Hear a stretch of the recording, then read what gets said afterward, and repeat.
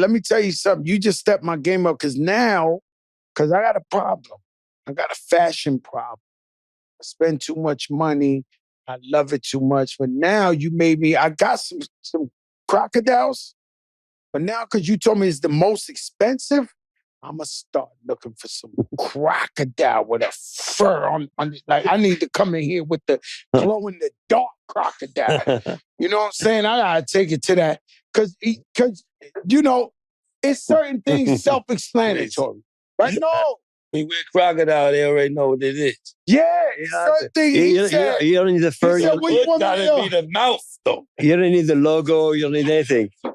You don't need nothing. But you need the right crocodile. That feels I did? like that. I'm not going to say the designer, right? You can say the designer. No, I don't want to say it, right? Because he's a nice guy, but I called this. You want me to say it? Okay. So I went to do a show for Philipp Plein. Right? Philipp Plein. God. That's your guy. Take it back. Philipp Plein looks like the richest guy in the world, right? And he probably is, right? But he took me to a store. He said, anything you want, Joe. And it was a crocodile right there. I said, he said, oh no, Joe, nothing. Anything but that. I said, Philipp Plein, you're the richest guy in the world. You told me to pick. He said, Joe, this is my showpiece. He said, you take that, I have nothing to show. Like, this is everything. I would say, yo, but, I went for the bet. I went for the gusto. I went for the big... I did one for Arnold Schwarzenegger through Bijan, and that was $150,000 for like a blazer. Crocodile. And even like something like that, like that directly would be like $35,000-$40,000. You should have saw this guy earlier. Had the camouflage I saw it. It looked good. Yeah, I saw. You know what I'm saying? He like little crocodile. He got that. That looked good. Crocodile trench, Jeff. Down to your ankle. That's what I'm talking about. That was really good. That looked good. The whole fit, yeah.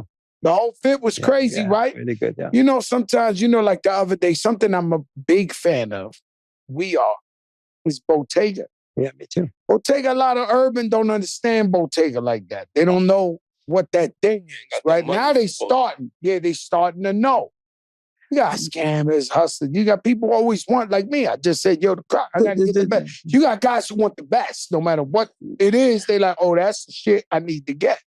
And so that woven print, that woven fabric, it's beautiful. I seen Cardi B at the football game with the burgundy, and then she had all the way down to the boots, all the way down beautiful to the... Stuff. Even the sunglasses are beautiful. I mean, they're beautiful stuff. I mean, but the key when it comes to branding and fashion branding and luxury branding is, number one, you have to flex for yourself.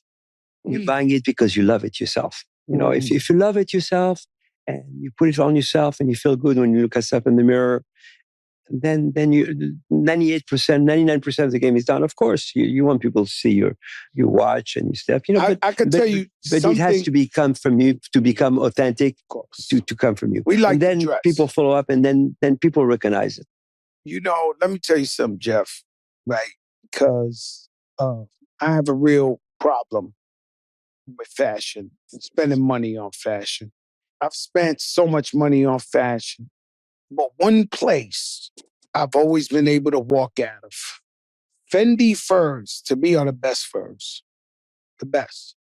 I don't want to say I could never afford it, but it's so expensive, I never pulled the trigger. I have walked out the store, seen stuff that I really want, and I said, walked it off and went out. But recently, maybe like a month ago, I finally bought my Fendi fur. And it felt so good. I felt like I accomplished something in life. That's for you.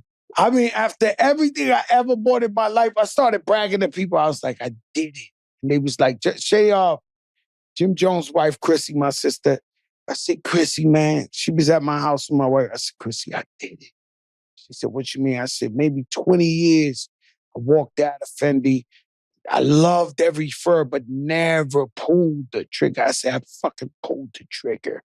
And she said, yeah, Joe, you took it to the max, huh? I said, yeah, I